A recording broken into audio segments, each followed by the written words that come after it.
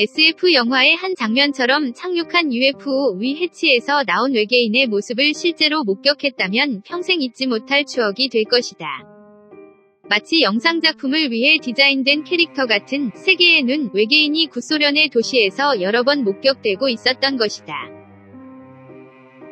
붕괴 직전의 소련의 도시에서 일어난 보로네슈 UFO 사건. 모스크바에서 420km 정도 남서쪽으로 내려간 곳에 위치하는 보로네슈는 사건 당시 90만 명 가까운 사람이 사는 대도시로 각종 산업이 번창하는 러시아 경제의 핵심이 되는 핵심 산업도시 중 하나였다. 소련 붕괴가 임박한 1989년 9월 27일 보로네슈에서 마치 SF 영화의 로켓인 것 같은 선명하고 강렬하고 충격적인 UFO 조우 사건이 일어나고 있다. 보로네슈 UFO 사건이다. 목격자에 따르면 이날 오후 6시 30분 보로네슈 모처의 공원 상공에 진홍으로 빛나는 폭 14m, 높이 5.5m 정도의 구체형의 UFO가 출현했다. 기체는 지상에서 10m 정도의 고도에서 잠시 호버링하고 바로 아래의 지상의 잔디가 그 풍압으로 쓰러졌다고 한다.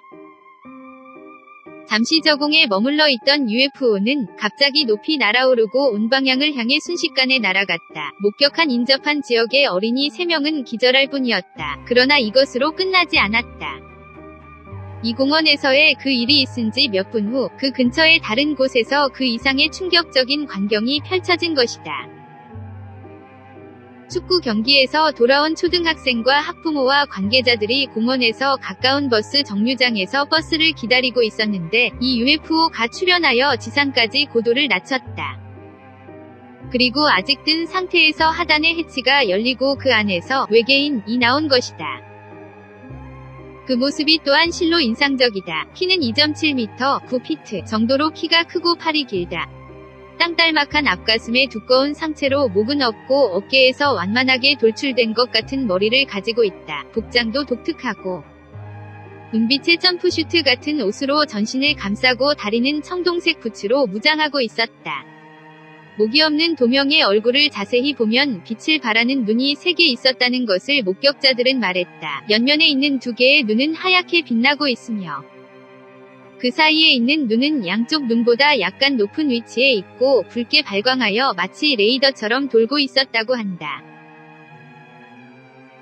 목격자는 또한 외계인의 가슴 부분에 CD나 DVD와 같은 원반 모양의 물체가 있었다고 보고하고 있다. 이 이상한 접시는 발밑의 지면을 스캔하거나 UFO가 해치를 닫기 위해 사용된 듯 했다. 저공에서 떠있던 UFO였지만 외계인이 나오고 나서는 4개의 다리가 길어져 잔디밭에 착지했다. 완전히 접지하고 나서 다른 이 개체의 비슷한 모습을 한 외계인이 나왔다고 한다. 또한 로봇이라고 생각되는 상자의 손발이 도단한 듯한 모습의 물체가 외계인을 따르도록 하고 나온 것이다. 보로네슈 거리의 버스 정류장 앞에서 바로 SF 영화의 로케이션 촬영과 같은 스펙터클한 사건이 벌어진 것이다. 숨을 멈추고 믿을 수 없는 광경을 목격하고 있던 목격자들이었지만 아무래도 외계인들은 부근 일대의 토양을 조사하고 있는 듯했다. 로봇과 같은 기체는 상세하게 분석하는 정밀기기와 같은 것이었다. 근처의 토양을 조사하고 있던 외계인들이었지만 3명 중 리더 격으로 보이는 외계인이 가슴 원반에서 빔을 발사했다. 이에 놀란 목격자 가운데 젊은 남성이 무심코 소리를 지르고 말았다.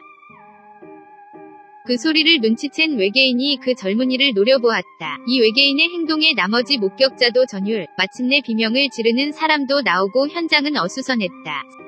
사람들은 당황하고 더 이상 수습이 안 된다고 생각했는데 무려 외계인들과 UFO가 홀연히 사라진 것이었다.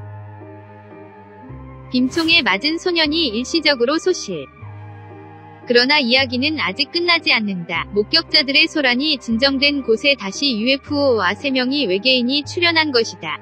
그러나 이번에는 UFO가 하늘에서 온 것이 아니라 방금 사라진 때의 광경이 그대로 재현된 형태로 눈앞에 나타났다고 한다. 외계인 중의 하나는 육상 경기의 릴레이 바톤 같은 30cm 정도의 원통을 가지고 있었는데 그것을 가장 가까운 거리에 있던 목격자인 16세 소년으로 향했다. 원통의 끝에서 빔이 발사되어 소년에게 명중하고 무려 소년은 흔적도 없이 사라져버린 것이다.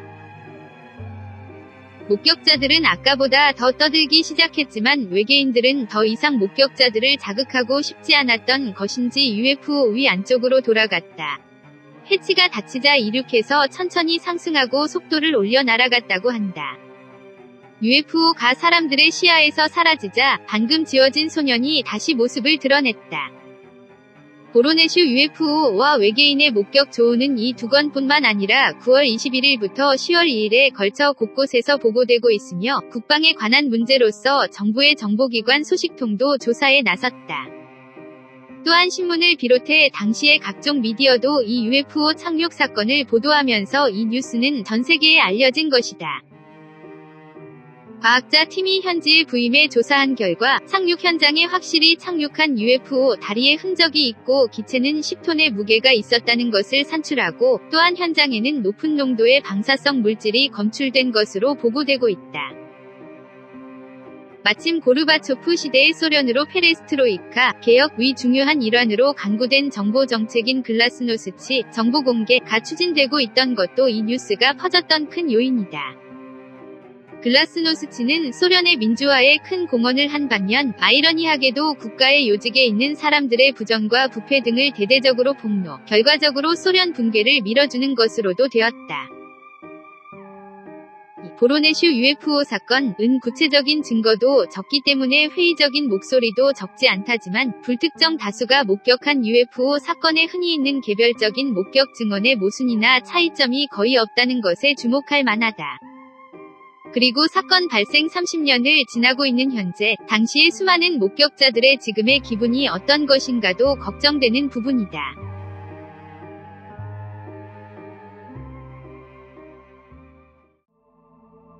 끝까지 시청해주셔서 고맙습니다. 영상이 마음에 드신다면 좋아요를 눌러주세요. 반드시 채널을 등록해주세요. 새로운 영상이 등록되면 바로 확인하실 수 있습니다.